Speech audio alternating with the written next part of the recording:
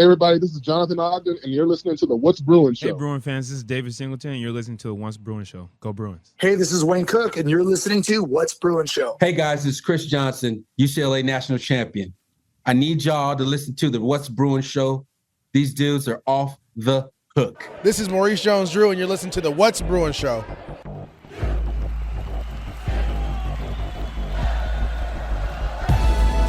You're listening to the What's Bruin Show, part of the What's Bruin Show network, with your hosts, Jake Berryfield and Mike Regalado, and occasionally some friends, talking all things UCLA sports. And now, it's time for the What's Bruin Show. Well, hello and welcome to What's Bruin.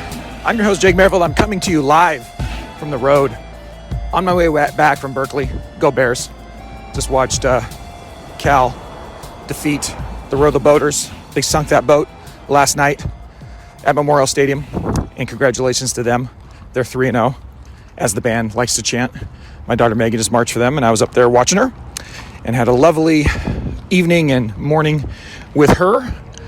And now I'm walking out of an In-N-Out, which I just filled up my soda, let my car charge at the old Tesla charger, my non-Tesla car charge at the Tesla charger, somewhere up in the mid-north of California. I'm about to start heading back down the 5 towards Kettleman City. I'm planning on editing this in Kettleman City and publishing it hopefully sometime around 3-4 o'clock in the afternoon on the day in which Deshaun Foster, we love you, man, but he is no longer the UCLA head coach, announced by UCLA today by athletic director Martin Jarmond and all the other folks in the UCLA administration. And he's not the coach no more. Was fired after an 0-3 start, and back-to-back, probably the most embarrassing, worst that UCLA football has ever been, certainly in my lifetime, and probably, since the inception of the program. And that's really why we're here, right? Because if you would have said a month ago Foster would be fired after only 15 games, I think everybody would find that unbelievable. If you said Foster would be fired after season 2, I think everybody would say, okay, fine, yeah, I buy that. But after 15 games, I don't think anyone would have remotely predicted this. Even the most hatery of the haters would have predicted this, because back-to-back losses to UNLV and New Mexico were completely out of our minds, the possibilities that we imagined. Bruin fans' mind palaces were shattered in the last month. We thought we might be in for a decent to pretty good season, and we certainly thought the floor was just another bad season, but not literally the worst 3-game stretch in the history of the school, at least since the 1930s and 40s. Remember how we got so used to saying those worst things since with Chip Kelly's terrible starts, but this 0-3 start was way worse than his 0-4 starts, and that's kind of why we are here today. Now, forgive me, I'm going to, you can hear the hum of the battery. I'm going to hop back into my Silver Bullet, get on the road, keep talking, and then hopefully this pod will come to you in the late afternoon of Sunday. Cheers. Okay, I'm back on the road. Just booked Wayne Cook for Tuesday. Heading to Kettleman City. We'll see how all this goes.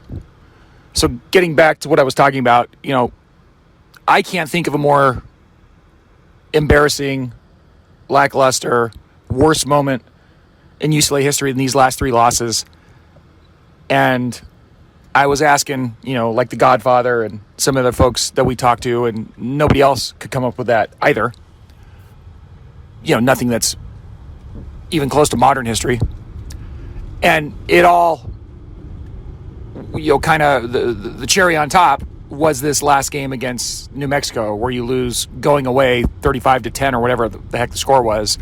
and your defense is pushed around all over the field by New Mexico, which is just an unbelievable story, except for the fact that, sadly, even though they gave up, I think, over 6 yards per carry on the ground to freaking New Mexico, the defense isn't even the reason they lost the game. They lost the game because their offense that was supposed to be dramatically improved couldn't score more than 10 points against freaking New Mexico.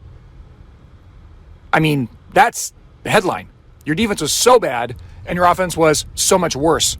So then where do we go here? You know, the classic shot, unfortunately, that they're going to show of Deshaun is going to be, you know, hands on his knees, kind of slumped forward, kind of looking at the ground, not knowing what's happening. And you put that right next to 2024's Big Ten Media Day,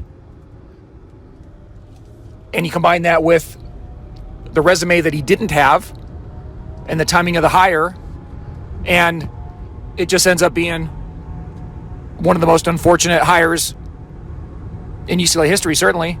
And God, I mean, major college football too? I don't know. And I certainly feel for Deshaun because he wasn't set up to succeed. But I'm not going to wax poetic about what shoulda, coulda, woulda been. The bottom line is this season became very untenable very quickly after the expectations were kind of set a little higher. And that wasn't just me. It wasn't just Mike, who generally looked through the world with some blue-tinted glasses. I would acknowledge that. I always try to be pragmatic and realistic about these things, but I lean towards optimism. That's just me. But there were certainly, you know, you weren't just hearing it from me. People all over the program thought they could at least be as good as last year, given the influx of the quarterback and some of the things they got. And it was just one step worse after the other, games 1, 2, 3. You could wave your hand at Utah and be like, well, Utah's pretty good.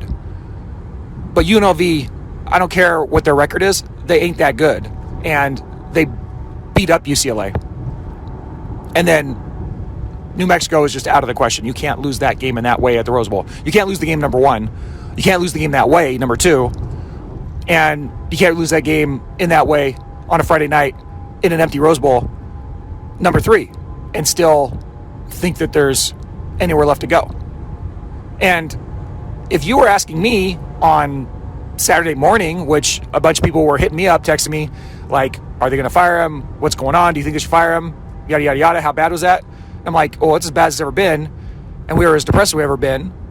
And the post-game show I put out, the 14 minutes of sadness with the Walrus, and thank you to my two callers that called in, Crispy, and my first time, long time, I can't recall your name right now, but that was an epic call, and that's what inspired me to do the show. I was not going to do any show at all until I got that phone call, and then I made that call for you, my brother. So keep drinking the whiskey or the cocktails. I don't remember what you were drinking. But that's why the Walrus show came again back to back. But I was being asked, are they going to fire him? Do you think they should fire him? And at the time, I was kind of like, well, I don't really see any point in firing him because you're not going to get another coach anytime soon anyway. And I actually didn't even know, this is to my discredit, I didn't know they had a quality interim on the staff that you could go to. We'll get to Skipper in a minute. But I was like, so what, you're going to take Deshaun Foster out of the job and make, Coach Jerry interim head coach, or Coach Sunseri interim head coach? I guess you go with Malloy too. But none of those seem like any better options of, look, and not like Skipper's a great option either, but it's like, I just didn't think you gained anything by firing him early. And we'll talk more about where they stand in the hiring process in a minute.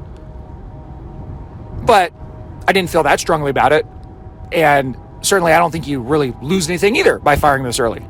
And certainly you get to change. You don't have to listen to 2 more months of, oh my God, he's getting fired talk. And so that is certainly welcome. we can instantly turn the page. What you gain by this is you instantly turn the page to, Bruin fans can think about who the next guy will be, all our pipe dreams and whatnot. And now UCLA just becomes irrelevant now instead of infamously embarrassing, which is where they were, right? These bad losses and Deshaun Foster still coaching and being on the hot seat for the next 9 games. If anyone was going to talk about UCLA, it would be that, and plus, like, how big of a mistake did Nico make? Whatever. F all that talk. But now that you've actually got rid of Foster, then the question is, how many of these players stick around right now? Do any of them transfer? It's only 3 games in. If they got a red shirt, could they use their red shirt? Would they want to use their red shirt somewhere else? Can they entangle themselves from school, get to another school, or how does it even work? You write it out and then mass transfer at the end of December, whenever the quarter ends? That part, I don't know how it would work, but with the loss of the coaching change, they all get the opportunity to do that, right?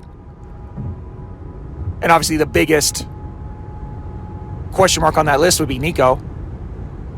As soon as the season started to turn sour, that's when the stories come out about, what a big mistake he made and how his handlers weren't happy with this or that or the other from the get-go. And on the other side of it, you hear that, UCLA it was kind of the same thing as taking Dante Moore. It's like he falls in your lap, so you can't turn him down. And is this going to be back-to-back 5-star prodigies that aren't really great for the Bruins and put the final nails into a coaching coffin? Because that's what it seems like. I mean, that's what it's not what it seems like. That's what it is. Getting Nico Iamaleava raised expectations for Deshaun Foster, and then them falling flat on their face to open the season brought the firing much quicker. Although you could make the argument that with these 3 losses, it doesn't matter who you have or don't have in your roster. It was untenable and you're going to get fired. But I'm just saying it did raise the expectations to where the fall was even further than it would have been before. And then let alone the other guys on the roster. I'm not even convinced that you want Nico to stay around given the way that, this is being petty on my part. But it's like, haven't been able to throw the ball down the field all season, and I don't think that's all his fault. He's been under pressure quite a bit. But, at this point, there's not one player or coach on this team or staff that I'm like, oh man, I'd be devastated if they're no longer there. Like, I think I'm kind of like a lot of you fans are, and that's complete reset's fine with me. I don't really care what we're dealing with. Let's get some new in. But if they save the old guys, the guys, I'm having that as well. But it really, at the end of the day, it was an unfair position to have Coach Foster in the first place. But it was untenable at this point. And that leads you around to, well, what about the guy who didn't fire the other guy and then hired this guy and now fired this guy? Is he going to be able to make the next hire of this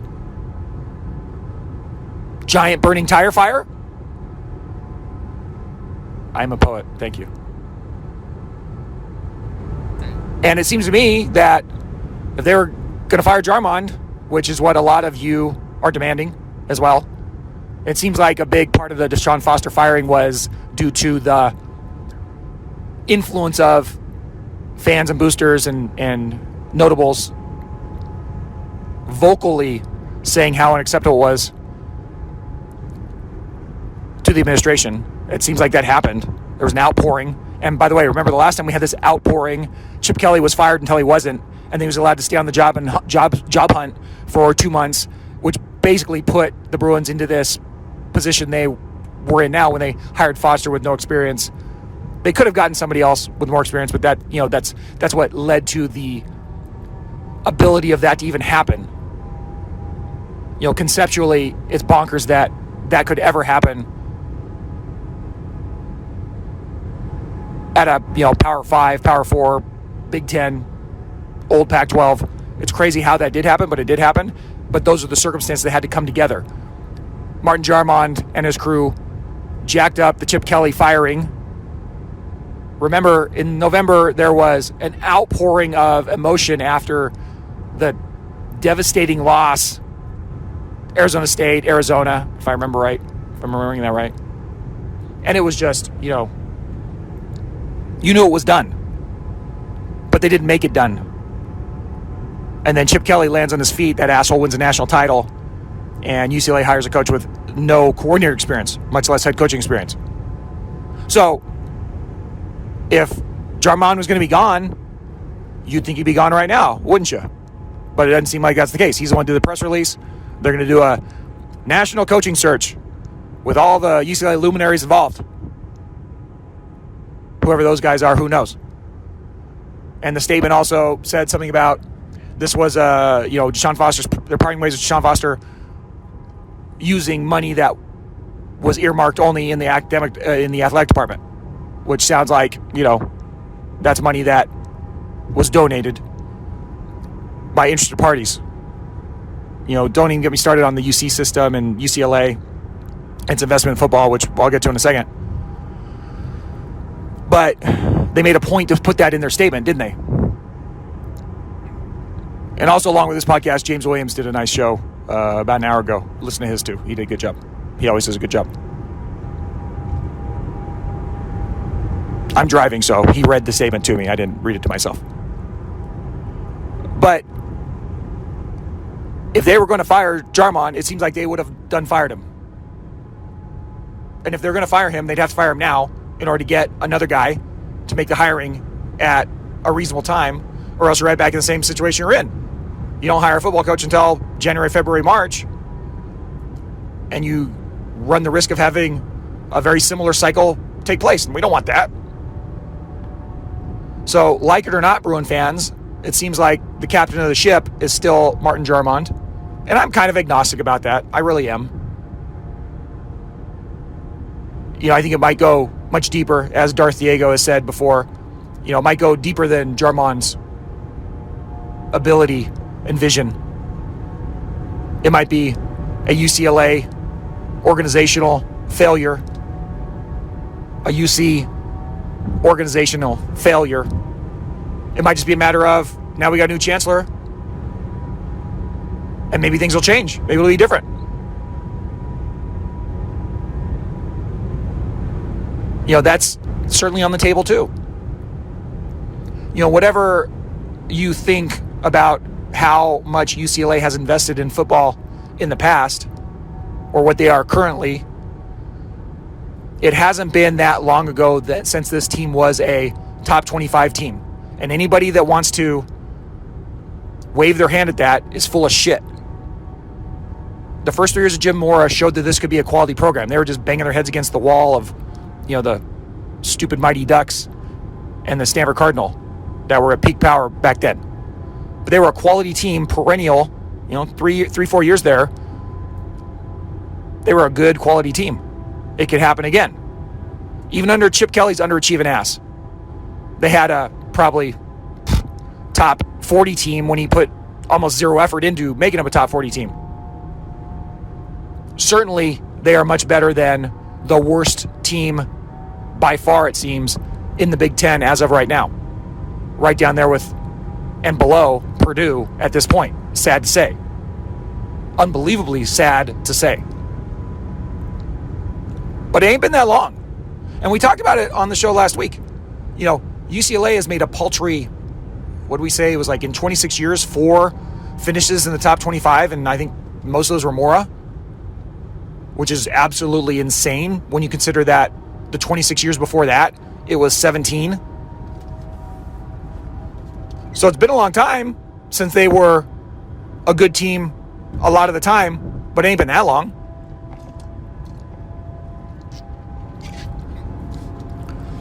And there's still reasons why they could be that good again. And they're still in one of the Power 2 conferences in the country. But they got to treat it like that. And they got to start putting money back into the program. And they put money in the program with Chip Kelly. And they made an investment in him, and then I think they got trigger shy with that because of how little he produced. You can't start the Chip Kelly era, everybody's excited, and then you go 0-6 and 1-5 or whatever the hell they went. And anybody blaming UCLA fans for divesting themselves of their interest in UCLA football, just point to that. They made the best hire on paper that they'd ever made, and that's what he pays them back with. So it's no wonder, in some ways, how we got here. And then, they screwed up his firing, and then they screwed up this hiring. So it's like, do we really trust the administration? Is it really just Jarmond? Is it above him? Will the new chancellor make a difference? I hope so. But nationally, all you're going to hear is, UCLA doesn't have enough money. UCLA's elective program is in dire straits, yada, yada, yada. That's all fine. And I know they're going to be dealing with, outside of sports, possible big money problems that the new chancellor, it's Julio Franco, right? Yeah. But that the new chancellor might put the football problems on the back burner. But even with all that being said, UCLA should be a program that makes money. And when you neglect it and neglect it and neglect it, it won't make money. And I think all the UC budget, UC this, UC that is just an excuse after the fact for the mismanagement it has been under. But it's not something that's not fixable. I'm not convinced that they can't get the finances figured out to a degree where they can put forth a quality program. And it starts with who's leading the program. And that's not the athletic director, it's the head coach. Get us a quality head coach that has experience and isn't a lazy ass resting on his previous laurels that doesn't really want to be a head coach. And gee whiz, you're going to win some games. I don't care what you tell me. Jamaal comes in here motivated after we thought the program had bottomed out. Turns out, there's a lower bottom after Darrell Neuheisel. And he absolutely injected life to this program. He got money into the program. He got people invested in this program. And it was fun. And it's not that long ago. And it could happen again. But you have to get the coach right. And it's not like there's only one answer. There's probably, let's say there's 100 candidates. There's probably 25 of them that'll work out great for UCLA. There's probably another 50 that'll be mediocre, but okay. Bring it up from where it is now. And there's probably 25 that'll be, a cluster. I'm just spitballing that number, but you get what I'm saying. There's not just one solution to this problem. You just got to get a guy that cares, that's motivated, and wants to do some stuff. And you go from there. So that's what's on your plate, Jarmond. And it's going to suck because nationally, all we're going to hear is what I said. UCLA struggling financially. It's a bad job. The fans aren't engaged. Yeah, well, until we get engagement, start winning, the fans come back. And all the rest will take care of itself. But even when you look at how UCLA fires their head coach, Virginia Tech fires their head coach, both on the same day. And this is going to be one of the annoying parts about what it's going to be for the next month and a half, is everybody telling us that UCLA is a terrible job. And I don't know, maybe it is. It doesn't seem like it to me. It seems like there's a lot of things that could go right for you if you're coaching UCLA, being in the Big Ten, especially when you have nowhere to go but up, seemingly. God, I hope. To me, that would be a pretty freaking attractive job when you look at how nice it looks when it's going good. Remember, UCLA fired Jim Mora because he fell off. UCLA did not lose Jim Mora because he went on to bigger and better things. He went on tilt because of personal issues and banging his head into a wall, trying to recruit guys and things like that. The face cupping incident, all that stuff. But UCLA got rid of Jim Mora on his birthday because they thought they had a program-changing hire in Chip Kelly. And they were right. It's just the program changed in the wrong direction. That was unforeseeable. Except for I'm sure some of you foresaw it, but whatever, screw you.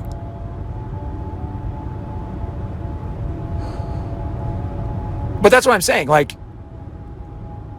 this is a good job, despite what we're going to hear on every goddamn national show. Right now, there's 2 job openings, and UCLA is at the bottom of the list, behind Virginia Tech of all places. Whatever with that. Like, whatever with all that. But that's how it's going to play out. So prepare your ears for that. That's all you're going to hear. And so start making your lists as to what kind of candidate you want. The one thing about making this firing now and having 2 months to start your list is a lot of these guys ain't going to be available for a long, long time. And the ones that are available right now are like super reach ready and probably wouldn't want to come to Southern California anyway. You know, and then if you want to make a hire early in the cycle because that's what you gained by making this firing, then that means you're hiring a coach that's not winning a lot this year, at least in major college football, going to the playoffs or any of that. Yeah, that kind of makes sense, right? You're either hiring a guy that's having a bad year somewhere else, that's got a lot of coaching experience, got some cachet or whatever,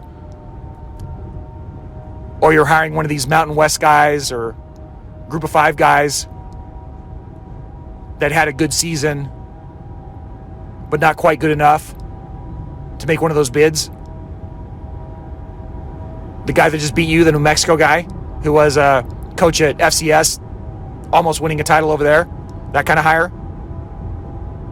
You looking for the next Signetti? That's kind of what I feel like the Bruins are probably going to end up doing. Trying to speculate on a coach that did it big at a lower level, and then you bring him in and see what they can do. I'm kind of agnostic on the whole thing. I want a coach that's been a head coach somewhere, but it doesn't have to be Power 5 or Power 4 rather. Although you would think they could hire somebody maybe out of the ACC or Big 12, who knows? Not the way that the job is portrayed in the media. And who would you want? You know, would you want the K-State guy? One of the guys that struggles with the Big 10 along with the Bruins gets fired? I don't think so. I mean, if it were me and I had a big bag available, I'd start the conversation by going to try to hire Signetti and making him say no. But it's, you know, UCLA doesn't have the cachet for that, number one. Number two, in conference with Indiana, who seemingly now is a football power. You know, like, I understand that's an absolute not happening. But that would be the type of guy that you'd want. Somebody you know is motivated still on the front end of it. I don't know, how old is Signetti? He seems like an old guy anyway. But he still is a motivated guy. But there's more than one candidate that could do good with this job. That's the thing. So just go get us someone that's not completely unexperienced, like Deshaun Foster. God bless him. And then don't go get us someone that is fat, dumb, and lazy, like Chip Kelly was through his entire tenure. Even though he did, you know, Chip Kelly's the Carl Durrell. It is funny, right? History repeating itself, the symmetry of it all. Chip Kelly was the Carl Durrell of the 2020s. Sean Foster's the Rick Neuheisel of the 2020s. As far as like prodigal sons coming home, all that stuff. Well, Sean Foster was a prodigal son. And Neuheisel had a lot more experience. You know, Foster didn't have the experience like Durrell didn't have the experience. But Foster was an alum. A beloved alum like Neuheisel. I'd say Durrell was a beloved alum, but I mean, he was kind of anonymous as a Bruin. Like, you know, we remembered him and stuff, but like he didn't have the profile that Neuheisel did, right? So I don't know. It's not a perfect analogy, but there's something there. But bringing it back around to, well, what's the rest of this year look like, and should I go to the Rose Bowl at all? Answer to that's no. Probably shouldn't still. At least till they make a new hire that you're happy with. You know, and by the way, I'm driving back down to Los Angeles right now, but on my way up, I made a very irrelevant road trip pod for you guys on the way up, talking about how you should spend no time at all for the rest of the year thinking about UCLA football because it's not worth it for your mental health. Like, you should just chill out, read a book or something instead, and not paying any attention to UCLA football because we were going nowhere and it's just going to be depressing, and you shouldn't do that to yourself. It's not worth it. Well, now, you know, they ripped the Band-Aid off, and now we get to speculate about who the next guy's going to be, so now I can understand how everybody's going to be like, oh, hey, cool, you know, let's think about it. But as far as prospects for the rest of the season go, I don't know. They installed Tim Skipper as their interim head coach. If memory serves me, he was facing off against the Bruins in that last game last season. Bruins win. Yay, Bruins. Go Bruins. He certainly covered for Fresno State when Tedford was in and out with his illnesses and stuff, right? I think he's somewhere around like a 500 head coach. I might be wrong on that. I'm just trying to pull that from memory. But he's been the head coach overseeing an interim program for a number of games.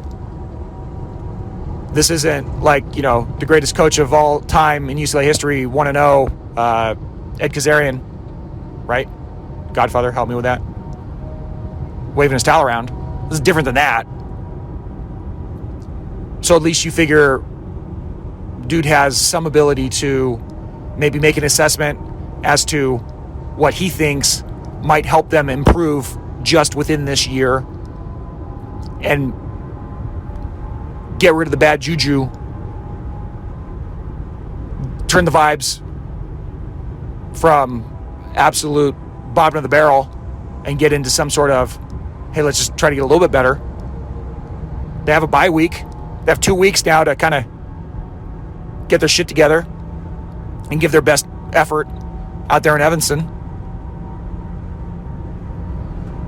So who knows? They're no longer infamously bad. Now they're just irrelevant. So no one's going to be paying attention to them while interim coach Skipper is on the job. So there's a lot less pressure to perform, I think.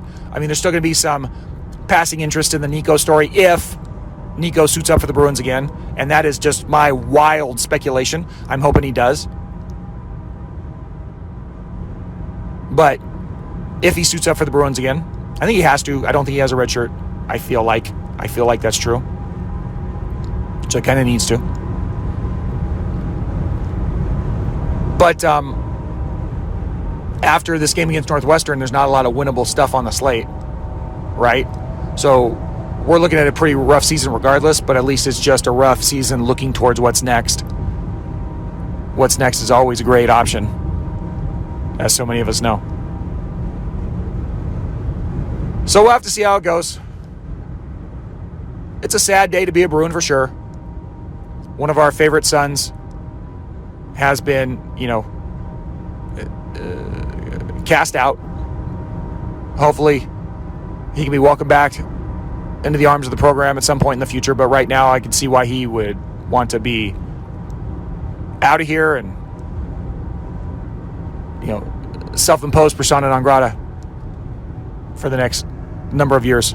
But I wish him well, his family well, because he seemed like a good dude. And now we'll see what's next. I am about an hour out of Kettleman City. I'm going to publish this sometime, like I said, around 4:35 on Sunday afternoon. Probably get home around 7:30 or 8. Sunday evening. And we'll be back on Tuesday. Wayne Cook will be on the show. I'm looking forward to that. There's really no better representative of UCLA football than former Rose Bowl quarterback Wayne Cook, current sideline reporter Wayne Cook, teacher of young minds in the classroom, an all-around great guy, Wayne Cook. And he won't sound like a man talking into a tin can on What's Bruin Show ever. I can promise you that. So I look forward to catching up with Mike. I know he does Spaces today. I hope that went well for him. Look forward to catching up with Wayne on Tuesday. And, I'm sure you'll hear him on 17 different shows this week. He'll be the best on ours. But, hey, wish me luck on my drive. Sometimes it's hard to be a Bruin, especially now. But at least we got something to look forward to, I guess. Until next time, go Bruins. Oh, one more thing I wanted to talk about that occurred to me I didn't say earlier. And I mentioned a little bit about how the, UCLA should be good. Under Mora, it was good not that long ago. They spent money on it under Mora and under Chip Kelly. Like all those things and the factors with the economics with the UC system and with UCLA, to me, are just excuses. Like they can figure that part out. But that comes around to what football actually is. And look, I said on the Walrus cast, there was the drop of Zooey Deschanel, one of the great loves of my life, saying, shut it down, shut it down, shut it down. And if you're not going to try, then just shut it down. Get rid of it. We'll be CSUN. We'll think about all the former players that used to play, run around on the grass for UCLA. But if you're not going to shepherd it, don't have it. I think we all know that's probably not going to happen anytime soon. So if you're going to spend some money on it, because to run a football program, you have to spend some money on it, it's probably going to be the bulk of your investment in athletics, no matter what the percentage is. If it's a big chunk or a slightly smaller chunk or a ginormous chunk of it, and however you support the other sports, your football program is going to be the biggest chunk of money you're spending, right? And so if you're going to spend the most money on it relative to all your other programs, but you're not going to take care of it, you're going to spend the money unwisely, and you're not going to shepherd it well, and it's going to be a big giant tire fire like it has been, then it's going to be a loser. And you're going to have 10,000 people at the Rose Bowl or less. And you're going to lose to New Mexico in the most embarrassing fashion you can. And you're going to start 0-5 and 0-3 and all these terrible things have happened since, the Chip Kelly hiring. And it's going to be a money loser. And you're spending good money after bad. But you still have a football program, so I guess you're going to keep spending it. But on the flip side of that, if it goes right, it's a printing press and a flag that is planted for your university with a big part of your fan base and a positive in your community. So it's one of those things where it's probably never going to be net neutral. It's either going to be losing you money or making you gobs of money. So why not try to make gobs of money instead of sucking? Right? It seems obvious, but the actions haven't really aligned with what we think is the obvious solution. So there you go. I'm literally 9 miles from Kettleman City, so I'm about to publish this. Go Bruins. See you later. See you on Tuesday. Wayne Cook. Good evening. Smoke 'em if you got 'em. That was the What's Bruin Show. Oh my God. Try us tomorrow. Same bat time, same bat channel. It's got to be in or out, Mom. In or out. Well, I need the door closed. Thank you for your cooperation. Dude, Rob, we play some ball on the West Coast. The final word is boob.